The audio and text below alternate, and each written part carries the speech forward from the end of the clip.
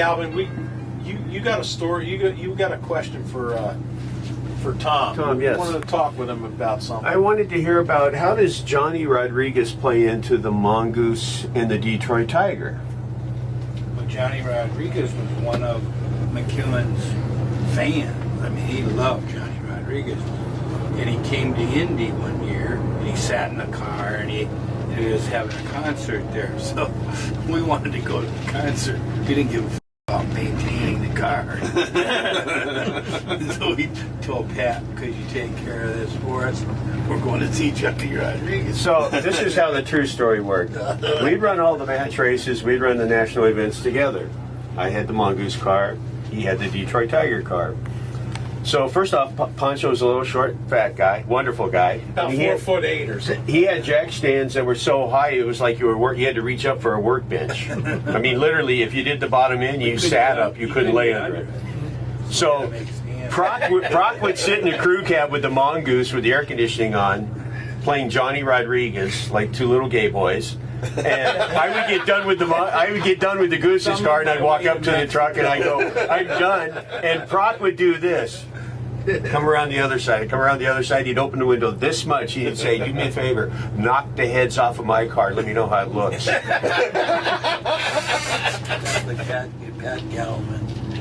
And the guys, they were characters, but the camaraderie between, like, the Blue Max and... Well, it's just like you guys. You guys are a bonded team. You can see that. You can feel it. You know, and you see how your car runs and how it performs. Right. Well, it's a mutual admiration society is what it is. You know, we were over talking to Cruz today, and I said, Cruz, what the f are you doing? You know, you're all over the place. And he got on the computer and he's showing us everything. He says, and then he broke down. He says, my biggest problem is people I can only hire. You know, I said, well, there's a guy like Todd Smith walking around right now. So I can't afford like that. He says, a crew chief comes in, he wants to sit at the computer. You can't yell at him because if you talk a little sharp to him, he quits. That ain't the way around here. We get yelled at every day, and when they talk nice to us, we're like, whoa. That's pretty awesome. Well, your son, Jimmy Prock, he's all our heroes because he's been doing this forever. And He's never had a good job. I'll tell you what, though. I'll tell you, Tom, just for us to be able to race against him last year in the championship race it was an honor to Jaaano and I. We had a great time. Hey, Tom and I were talking about it, about the race between you guys. Del Worsh, considered one of the best drivers out there.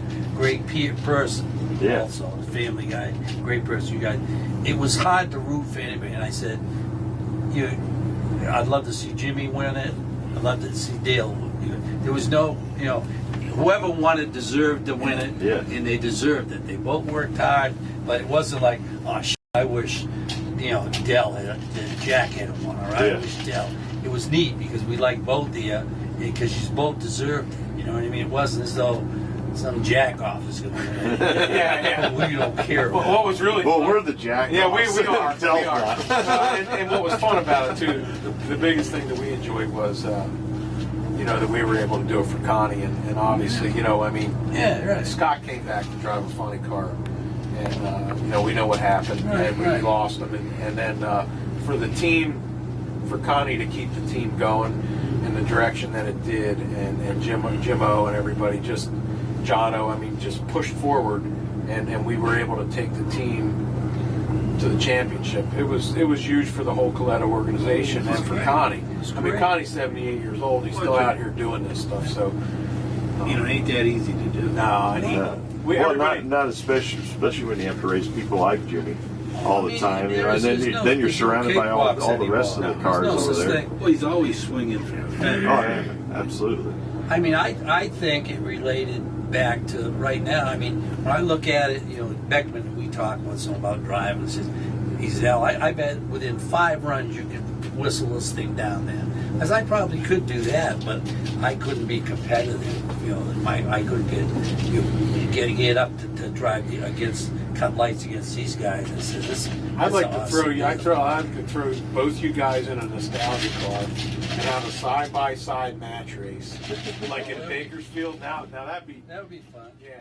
Him and Conrad, they're pretty tight, you know, in their own way. And they Jimmy worked here at Coletta's for years. Yeah, and he says one day he wanted to CC something, you know, and he says Conrad sort of gruffing how he goes about doing it. And he had a sleeve and a piston on the fucking table, and he's pouring the Barrette, you know, and he's trying to read the CCs, and it all spilled over. Conrad's scooping them. That's close down. This has been late night with Buck and Jaaano. But it's also been a history lesson. Well, yeah, I mean, we got these guys on, and you know, it's just cool hang with them, hearing the stories. Pat Galvin, the most famous guy ever. In ever. Definitely. Had a rough childhood because he worked for Snake, but it's been a really